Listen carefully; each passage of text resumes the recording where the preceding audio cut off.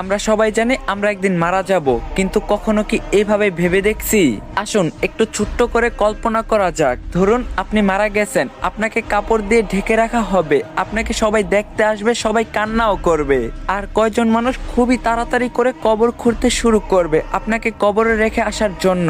আর কেউ বাজারে যাবে আপনার জন্য সাদা কাপড় কিনে আনতে।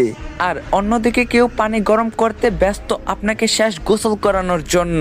পানি গরম করে আপনাকে একটা খাটে শুয়ে গোসল করানো হবে। তারপর আপনাকে একটা সাদা কাপড় পরানো হবে, সাথে একটু সুগন্ধিও লাগিয়ে দিবে। আর ওইদিকে কবরও তৈরি হয়ে গেছে। এবার আপনাকে নিয়ে যাওয়া হবে জানাজার নামাজের জন্য। নামাজ শেষে এবার কয়েকজন মানুষ আপনার খাটটা কাঁধে তুলে নিয়ে যাবে আপনার আসল গন্তব্যের দিকে।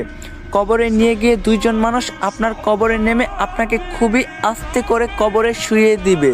সাদা কাফনে মোড়ানো আপনার লাশের বাঁধন খুলে দিবে আর আপনার মুখটা বের করে দিবে। তারপর তারা উঠে আসবে আপনাকে একা রেখে। তারপর আপনার কবরের উপর বাঁশ বিছানো হবে ঢেকে দেওয়ার জন্য। এবার সবাই আপনার কবরে মাটি দিচ্ছে আর চলে যাচ্ছে। আপনার উপরে বিছানো বাঁশের ফাঁকা দিয়ে আপনার উপর কিছু মাটিও পড়ছে। এবার মাটি দেওয়ার শেষে সবাই দোয়া করে চলেও যাচ্ছে সেই 3.5 হাত অন্ধকার কবরে আপনাকে একা রেখে। এই সব কিছু আপনি বুঝতেও পারছেন, দেখতেও পাচ্ছেন, আর হয়তো খুব চিৎকার করতেছেন, কিন্তু কেউ আপনার চিৎকার শুনতে পায় না, দেখতেও পায় না।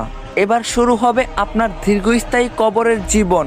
কিছুদিন পর ধীরে ধীরেই সবাই আপনাকে ভুলে যাবে, আপনজন বাড়ির লোক সবাই সুন্দর আনন্দে জীবন কাটাবে। সবকিছু ঠিক আগের মতোই চলবে, সব থাকবে, শুধু থাকবেন না আপনি।